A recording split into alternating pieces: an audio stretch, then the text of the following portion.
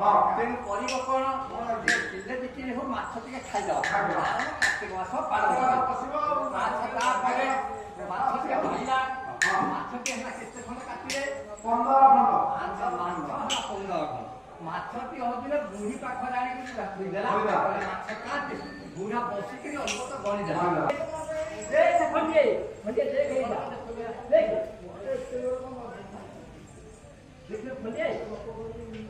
ଦେଖିଲୁ